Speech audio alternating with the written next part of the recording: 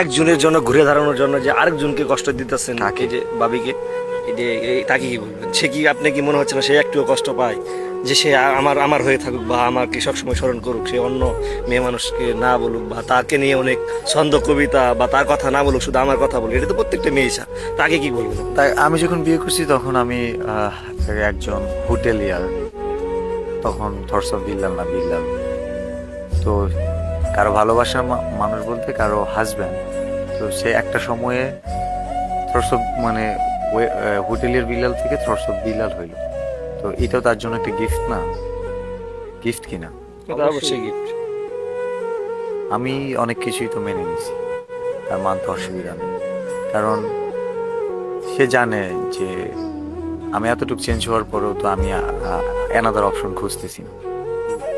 দুইটা বিয়ে করলে নাকি হাইকোর্টে ইয়া লাগে না, ট্রায়াল লাগে না। লাগে না বর্তমানে এটা। আচ্ছা যাই হোক, আমার কাছে তো অপশন আছে, তবুও তো আমি ক্যাপ্টেন কাউকে দিচ্ছি না। হ্যাঁ, অনেক লাকি। তাই এগুলো যদি অ্যাডজাস্ট না করে, আমাদের মধ্যে আন্ডারস্ট্যান্ডিং ভালো না হয়, তাহলে বিয়ে আরেকটা করতে হবে। আমিও চাই না, হবে না আসলে আমিও চাই না আরেকটা বিয়ে করার জন্য। আমি চাই না, ঠিক আছে?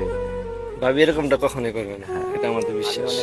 আমি তো তুমি জানো আমি তার জন্যই থেকে যেতাম, বাট আমার আম্মা বুঝতে পারছে যে আচ্ছা, মূলত মানে দেরি হয়ে যাবে। যদি যদি এমন হইতো, যদি তুমি বলো বিয়েটা তো অবশ্যই একটা মানুষকে তো ভালো না লাগলে তার বিয়ে হয় না। এটা পরিবার থেকে বিয়ে, and আমি তাকে ভালোবাসি।